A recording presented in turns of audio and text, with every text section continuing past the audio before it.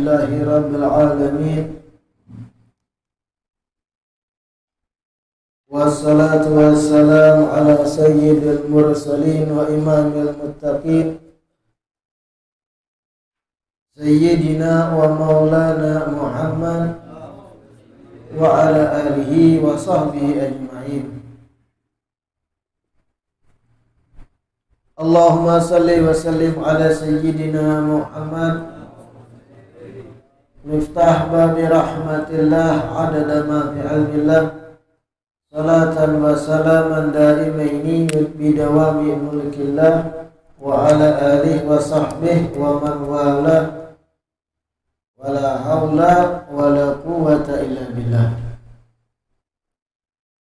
Alhamdulillah, segala puji kembali dan selalu terhatur kehadirat Allah Subhanahu wa ta'ala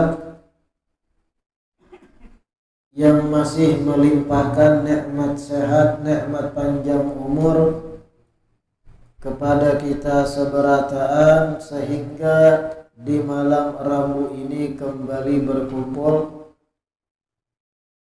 melanjutkan kegiatan majelis ilmu kita yang harapannya mudah-mudahan menjadi sebab hidayah gasan kita, menjadi sebab bertambahnya keimanan, menjadi sebab selamatnya kita dari fitnah akhir zaman, sehingga selamat pula kelak di akhirat. Amin ya rabbal alamin.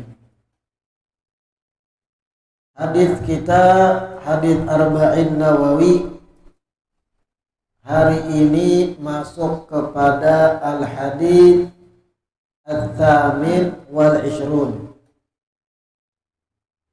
Kita masuk kepada hadis yang ke-28.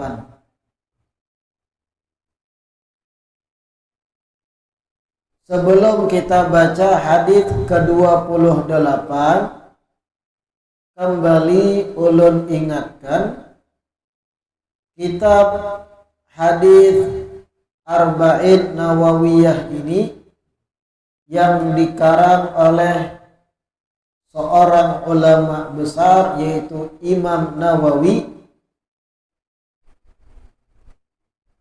adalah kumpulan hadis-hadis yang teramat sangat penting perannya dalam menjelaskan tentang agama Islam. Dari hadis pertama sampai hadis yang ke-40 labih kena, sabarataan yang dikumpulkan oleh Imam Nawawi dalam kitab ini merupakan pilar-pilar dasar tentang agama Islam. Ibarat itu tiang-tiang yang menopang tentang ajaran yang dibawa Rasulullah, menggambarkan garis besar ajaran yang dibawa Nabi Muhammad. Dari sekian ratus ribu banyaknya hadis, difilter, dikumpulkan oleh Imam Nawawi yang penting dan penting di atas penting, diseleksi dari sekian banyak ratus ribu hadis, diseleksi oleh Sidin sehingga 40-an aja nang terpilih, yang mana ini barataan adalah hadis-hadis yang teramat sangat penting diketahui oleh seorang muslim. Yang 1 sampai 40-an yana per hadis tersebut harus diketahui oleh seorang muslim. Pertemuan sebelumnya hadis ke-27 kita membaca tentang kemampuan hati bisa membedakan mana nang bujur, mana nang kada. Dari situ awak kita belajar tentang apa itu firasat. Terbagi berapa firasat. Dari situ kita belajar kayak apa tahapan-tahapan seorang syekh murabbi mendidik seorang murid. Setelah jadi masak murid hanyar sampai pada titik hatinya kawa dijadikan rujukan untuk mengetahui mana yang bujur mana yang kada. Sebuting hadits aja bercabang-cabang penjelasannya dan bersumber dari sebuting hadits tadi. Karena memang pilihan jarul. Diseleksi dari sekian ratus ribu banyak hadis, dipilih yang 40-an ini. Hadis ke-28 kita baca an Abi Najih Al-Irbad bin Sariyah radhiyallahu anhu qala wa'adhana Rasulullah sallallahu alaihi wasallam mau'izatan balighatan wajilat minhal qulub wa dharafat minhal uyun faqulna ya Rasulullah ka'annaha mau'izatu muwaddi'in fa'ausina qala usikum bitaqwallah was-sam'i wa ta'ati wa in ta'ammara 'alaikum 'abdun habasyiyun fa innahu man ya'ish minkum fasayara ikhtilafan katsira fa 'alaikum bi sunnati wa sunnatil khulafa'ir rasyidin al-mahdiyyin abdu 'alaiha bin nawajid wa iyyakum wa muhdatsatil umur fa inna kulla muhdatsatin bid'atun wa kulla bid'atin dhalalatun.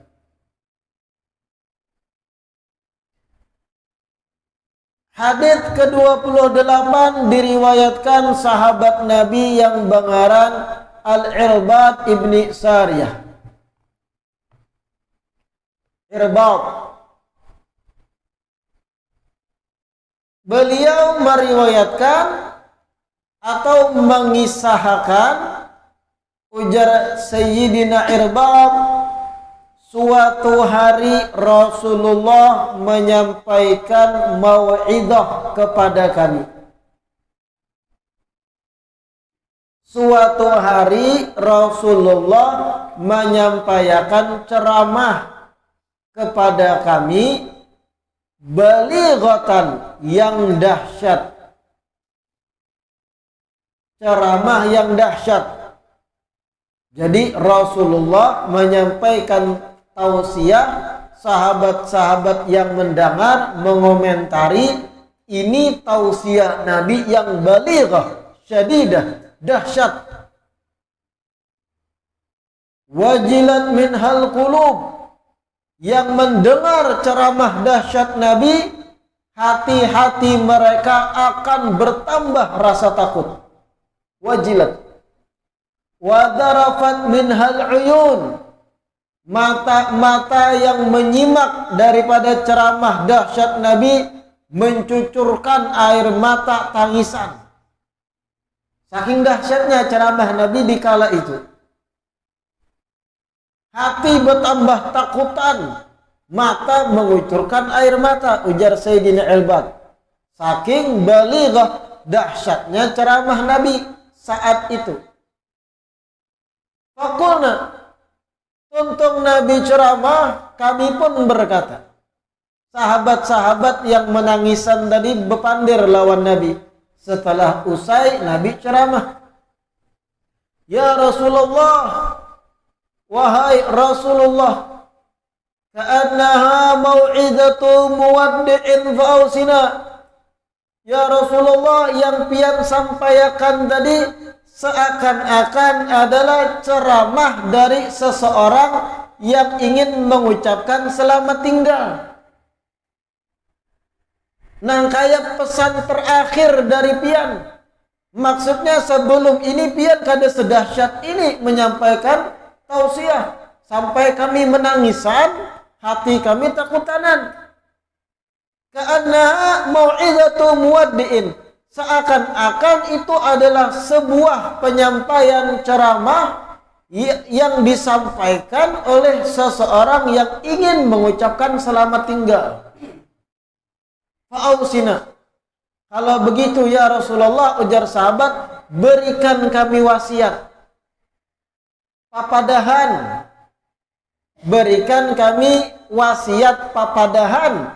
Terakhir, sagan sangu kami, bahasa kita. Dengarkan. Apa jawaban Nabi? Ujar Nabi, usikum bitaqwallah was-sam'i wa ta'ati. Ini hadislah lain ucapan ulama. Rasulullah yang berucap, dan ulun tadi sudah menekankan hadis Arba'in Nawawi ini adalah hadis-hadis yang sudah diseleksi dari sekian banyak ratusan ribu hadis. Yang paling teramat penting hanya diandak oleh Imam Nawawi dalam kitab Sidin. Apa jawaban Nabi setelah Irbad bin Sariyah dan sahabat lain minta nasihat terakhir? Fa'ausina, berikan kami wasiat ya Rasulullah. Ujar Nabi, usikum bitaqwallah. Aku wasiatkan pada buhan ikan sebarataan, selalu bertakwalah kepada Allah. 1. Wasam'i wa ta'ati. Aku wasiatkan pula pada kalian barataan untuk mendengarkan dan mematuhi. Mendengarkan dan mematuhi siapa? Pemimpin. Wa in ta'ammara alaikum abdun habasyiyun. Walaupun yang menjadi pemimpin kalian adalah seorang budak berasal dari Ethiopia, tetap patuhi, ujar Nabi.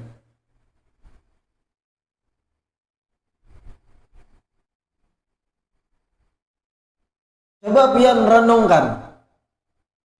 Setelah Nabi menyampaikan ceramah yang menggetarkan hati sahabat, menangisan sahabat, hati ciut takutanan sahabat. Kemudian setelahnya sahabat yang menangisan minta lagi wasiat dari Nabi. Yang Nabi pilih untuk wasiatkan, aku wasiatkan pada kalian untuk bertakwa pada Allah dan mendengarkan serta mentaati pemimpin.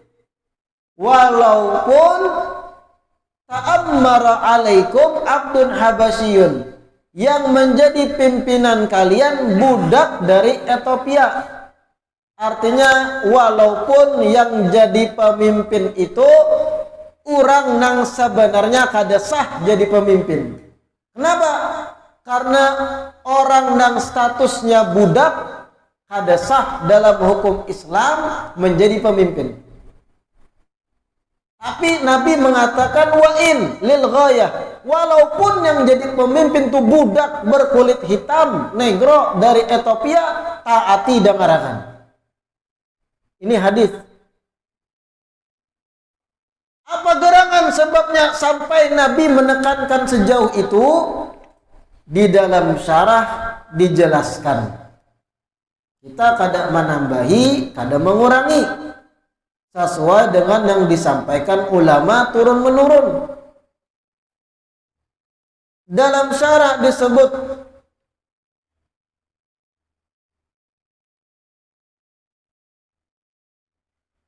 ay usikum bisab'i wa ta'ati liwulatil umur fi ghairi ma fihi ithmun. Wasiat Nabi untuk Irbad bin Sariyah dan sahabat yang lain, Nabi memaksudkan untuk memberi wasiat. Nabi memaksudkan dalam wasiatnya agar sahabat selalu mendengar dan mentaati para pemimpin-pemimpin selama ketaatan tersebut bukan dalam hal yang dosa. Itu catatan pentingnya. Wajib kita taat pemimpin, wajib kita mendengarkan arahan-arahan mereka selama hal tersebut bukan perbuatan dosa. Semisal pemimpin menyuruhkan mari berzina bersama, kada wajib mentaati. Pemimpin menyuruhkan kita untuk minum minuman keras, kada wajib mentaati. Tapi kalau himbauan-himbauan yang lain nang kada masuk ranah dosa, wasiat Nabi mulai bahari, alaikum bisam'i wa ta'ati, wajib kalian mendengari dan mentaati para pemimpin. Wa in ta'ammara alaikum abdun habasyiyun, walaupun yang menjadi pemimpin orang sebenarnya kada sah jadi pemimpin karena budak, tetap taati jadi. Walaupun seorang budak yang jelas berkulit hitam dari Habasyah, Ethiopia, tetap taati jadi. Kenapa? Disebut di sini li'anna fi mukhalafatihi itharatu fitnatin. Karena kalau kita lawan pemimpin itu akan menimbulkan fitnah. Fitnah itu bukan tuduhan, fitnah itu kejadian yang kada diinginkan. Arti kata fitnah itu bukan ikam pembunuh, padahal inya kada pembunuh. Itu fitnah bahasa Indonesia. Kalau fitnah disebut di dalam bahasa Arab, maknanya luas, termasuk peperangan. Al-fitnatu asyaddu minal qatli. Al-fitnah di situ apakah pandiran menuduh orang? Lain, bukan tafsir di situ.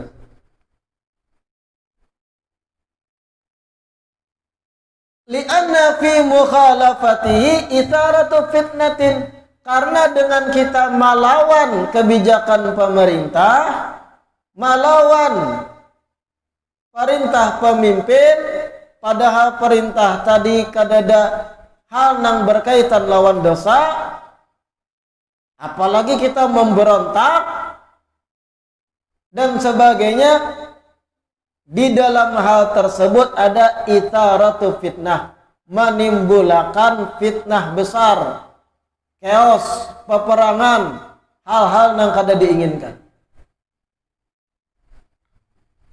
Alaikum bisam'i wa ta'ah. Harus mendengar dan mentaati. Wa in ta'ammara alaikum abdun habasyi. Nabi sampai mengumpamakan itu nah. Walau nang jadi pemimpin tuh budak nang zalim, nang hirang kulitnya, dan sebenarnya kada sah jadi pemimpin karena budak tuh kada sah jadi pemimpin, harus merdeka. Tetap taati ya Nabi demi menghindari gejolak tadi, peperangan, fitnah, chaos dan sebagainya. Ini disampaikan Nabi dalam hadisnya mulai bahari, dan ini yang ditempuh oleh para salaf kami mulai bahari. Ada pandangan-pandangan lain silahkan, tapi selama kakek moyang kami mencontohkan kayak ini yang kami pegang. Silahkan berpendapat dengan pendapat yang lain dan kami respect, menghormati. Tapi memaksa kami dengan pandangan yang sama, kena dulu. Hadisnya ada, wa in ta'ammara alaikum abdun habasyiyun. Lain ucapan ulama, lain ucapan fulan bin fulan, lain ucapan Imam Ghazali, lain ucapan imam yang lain, tapi ucapan Sayyidul Wujud Rasulullah sallallahu alaihi wasallam.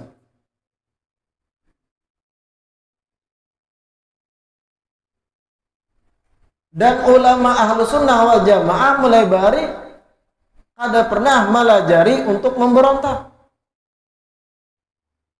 Pemimpin yang sah. Bahkan jar Nabi tadi, wa in ta'ammara alaikum abdun habasyi. Walau yang jadi pemimpin orang berkulit hitam dari Habasyah yang kada sahnya sebenarnya menjabat, tetap wajib taati demi meredam fitnah, demi meredam gejolak, demi kada menimbulkan kekacauan. La ilaha illallah. Kada menambahi, kada mengurangi, ini dalam lafaz hadisnya. Usikum bitaqwallah wa sab'i wa ta'ah. Aku wasiatkan pada kalian untuk bertakwa pada Allah dan mendengar serta mentaati pemimpin. Wa in ta'ammara alaikum abdun habasyiyun. Walaupun yang jadi pemimpin budak berkulit hitam dari Habasyah, taati selama ketaatan kita tidak ada unsur dosa. Ada pelanggaran hukum di dalamnya. Hukum syariat maksud ulun. Lain kalau kebijakannya memang menyalahi aturan syariat. Boleh kita protes, tapi protes itu pun dengan jalur yang benar. Ada aturannya untuk melayangkan protes. Ada kawan nang sing kudeta, menyerang, bunuh-membunuh, itu kada dilajari oleh Ahlus Sunnah wal Jamaah. Kita lihat perjuangan habaib kita kada ada nang memberontak, nang kita masalahkan. Orang-orang di akar rumput nih panasan, ayo jihad, pimpinan kita jangan nyuruh. Jangan terbawa emosi menghadapi kejadian kayak ini. Berpegang teguhlah dengan ajaran murni aswaja yang sudah dibawa salaf. Lain kalau kita dibunuh, kita nang diserang, wajib melawan. Itu sial namanya. Sial bahasa Arab, lain sial bahasa Indonesia. Sial itu kita difa'un nufus, melawan ketika kita hendak dibunuh, baru kita main juga di situ. Tapi kalau kita nang memulai, kada boleh. Catat itu, jangan sembarangan jihad. Ikam hendak membunuh siapa? Aparat gen muslim. Nang bermasalah di sana, nang di sini dihantup, kan kacau. Inya gen bagawi untuk menafkahi anak bini buat aparat. Anak mantap mereka pian. Ada kau jadi tetap satu komando, jangan camuh. Jangan dua abut di medsos, share sana, share sini berita yang kada-kada. Hadapi dengan berpegang teguh ajaran aswaja guru-guru kita bahari.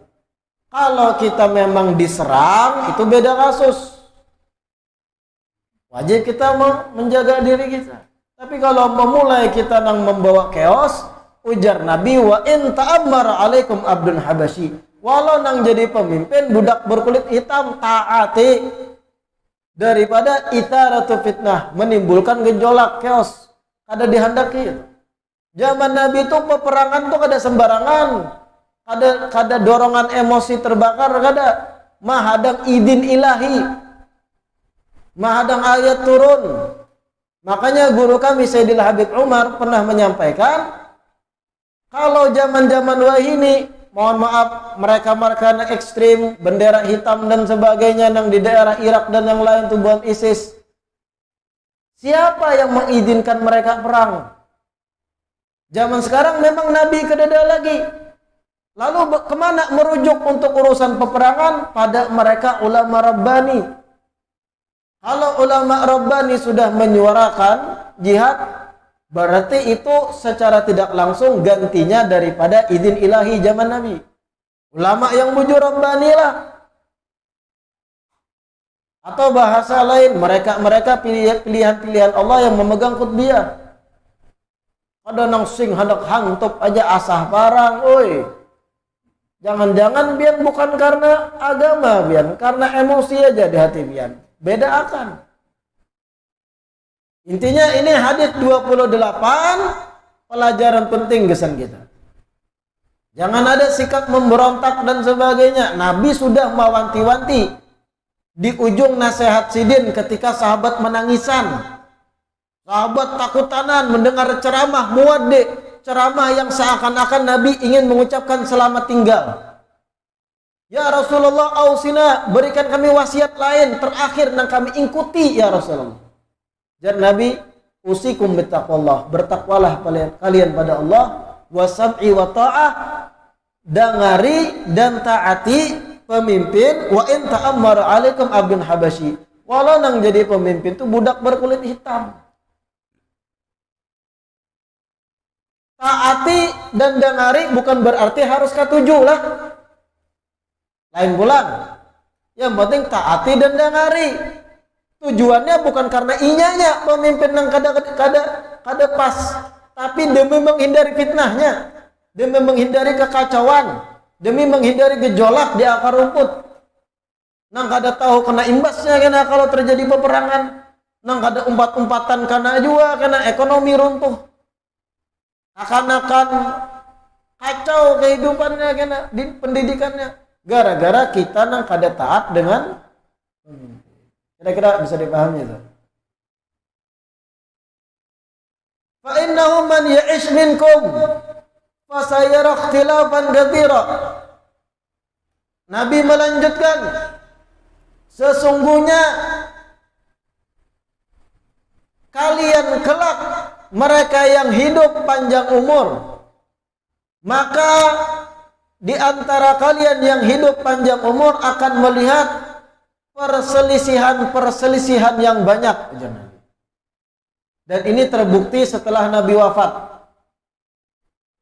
Setelah 4 khalifah, 5 khalifah, Sayyidina Hasan terakhir, terjadi percekcokan, peperangan dan sebagainya, sebagaimana dicatat oleh sejarah.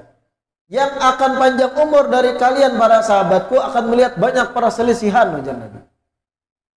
Fa'alaikum bisunnati wa sunnatil khulafa'ir rasyidin al-mahdiyyin. Maka jar Nabi, kalian berpegang teguhlah dengan sunnahku, ajaranku, dan ajarannya khalifah rasyidin yang diberi petunjuk. Ulama mengatakan khalifah rasyidin yang diberi petunjuk yang dimaksud Nabi di sini 5, Sayyidina Abu Bakar, Sayyidina Umar, Sayyidina Uthman, Sayyidina Ali, dan Sayyidina Hasan bin Abi Thalib, bin Ali bin Abi Thalib. Kenapa jadi 5 ini yang dikatakan Khulafa ar-Rasyidin oleh ulama? Karena ada hadits lain Nabi mengatakan al-khilafatu ba'di 30 sanah thumma tasir mulkan abudan. Khilafah yang sebenarnya setelah aku wafat itu 30 tahun jar Nabi. 30 tahun setelah aku wafat itu khilafah bujur. Setelah 30 tahun berlalu aku wafat, berubah menjadi kerajaan yang menggigit, kerajaan yang mencekik masyarakatnya. Dihitung ulama sejarah, 30 tahun itu adalah jabatan 5 khalifah. Sayyidina Abu Bakar, Sayyidina Umar, Sayyidina Uthman, Sayyidina Ali, Sayyidina Hasan bin Ali bin Abi Thalib, melengkapi 6 bulan. Setelah itu khalifah, sebagaimana Nabi mengatakan, bukan khilafah lagi, mulkan abudan, menjadi kerajaan yang mencekik. Ada juga fase berikutnya, kerajaan yang lebih longgar dan bagus, Umar bin Abdul Aziz. Tapi nas hadits ini Nabi membatasi khilafah itu 30 tahun aja. Sisanya kerajaan. Kembali ke hadits 28, fa'alaikum bisunnati, maka pegang teguhlah sunnahku, wa sunnatil khulafa ar-rasyidin al-mahdiyyin, dan pegang teguhlah ajaran khalifah rasyidin yang diberi petunjuk. Sebagaimana hadits Safinah tadi, khilafah ba'di 30 sanah. Khilafah itu 30 tahun aja setelah ujar Nabi. Setelahnya kerajaan yang menggigit. Siapa berarti yang memegang khilafah? Dihitung 30 tahun setelah Nabi wafat adalah 5 orang tadi. Sayyidina Abu Bakar, Umar, Uthman, Ali, dan Sayyidina Hasan bin Ali bin Abi Thalib, cucu Nabi. Setelah itu dipegang oleh Bani Umayyah, Bani Abbasiyah, dan sebagainya. Mulkan abud. La ilaha illallah. Wa iyyakum wa muhdatsatil umur. Hati-hatilah kalian dengan perkara-perkara yang baru. Fa inna kulla muhdatsatin bid'atun. Karena segala sesuatu yang baru adalah bid'ah. Dan setiap yang bid'ah adalah sesat. Ini sudah dijelaskan apa yang dimaksud bid'ah yang sesat. Ini pembahasan umum kita ahlu sunnah wal jamaah. Bid'ah yang sesat adalah sesuatu yang baru yang tidak ada di zaman Nabi dan menyelisihi dari ajaran Nabi sendiri baik secara umum atau secara khusus. Kayak apa contoh bid'ah sesat? Babinian mengaku malaikat Jibril, kemudian banyak pengikutnya. Ini jelas bid'ah sesat. Sebagaimana yang terjadi puluhan tahun yang lewat di Bogor, Lia Edan mengaku malaikat Jibril, banyak pengikutnya, bid'ah sesat. Kenapa? Ada dalil yang umum atau khusus membolehkan dan menyuruhkan seorang manusia mengaku malaikat. Ada lagi apa? Malajari sembahyang atau menyuruhkan orang banyak sembahyang jangan bahasa Arab, bahasa Indonesia aja. Ada juga daerah Jawa Timur puluhan tahun yang lewat. Ini sesat, bid'ah. Kenapa? Nabi sudah menyampaikan shollu kama ra'aitumuni usolli. Salatlah kalian sebagaimana kalian melihat aku salat. Nabi salat pakai bahasa Arab. Jangan menciptakan perkara baru. Apabila perkara baru tersebut kadada di zaman Nabi dan Khalifatul Rasyidin menyelisihi dengan ajaran umum atau khusus dari agama ini. Adapun maulid Nabi, peringatan maulid dipadakan bid'ah oleh sekelompok orang, kada bid'ah. Kenapa kada bid'ah? Karena ada dalil-dalil umumnya tentang maulid Nabi. Kayak apa? Maulid Nabi isinya sholawat, ada dalil perintah sholawat. Maulid Nabi isinya baca Quran, ada dalil memerintahkan baca Al-Quran. Maulid Nabi isinya doa, ada dalil menyuruhkan berdoa. Maulid Nabi isinya menjamu makan, memberi orang makan, ada dalil tentang memuliakan tamu. Maulid Nabi terjadi silaturahim di dalamnya, ada dalil yang menyuruhkan silaturahim. Maulid Nabi terjadi di dalamnya zikir berjamaah, ada dalil sahabat Nabi ketika Nabi hidup berjamaah berzikir di Masjid Nabawi. Rincian-rincian mekanisme Maulid Nabi ada dalilnya berataan. Artinya kada masuk perkara baru yang tidak ada sumbernya sama sekali dari agama. Kira-kira paham? Sudah pernah dijelaskan ini di hadis Sayyidah Aisyah di pertemuan awal-awal. Kalau kada salah hadis ke-6 apa ke-7 itu. Wa iyyakum wa muhdatsatil umur. Hati-hatilah kalian dari perkara-perkara yang mengada-ngada, yang baru-baru. Yang mana kada ada sumbernya lalu dalil umum atau khususnya dari ajaran Nabi. Karena setiap perkara baru tadi adalah bid'ah. Dan setiap yang bid'ah itu sesat, ujar Nabi. Mudah-mudahan yang disampaikan malam hari ini bermanfaat. Mudah-mudahan menambah keimanan kita, menambah ketakwaan kita, menambah pemahaman kita tentang ajaran Ahlus Sunnah wal Jamaah, sehingga ada serantang seruntung mengambil pemahaman yang lain di luar Ahlus Sunnah wal Jamaah. Sebelum kita tutup, sedikit membaca tahlil untuk almarhum Mukri bin Lastik.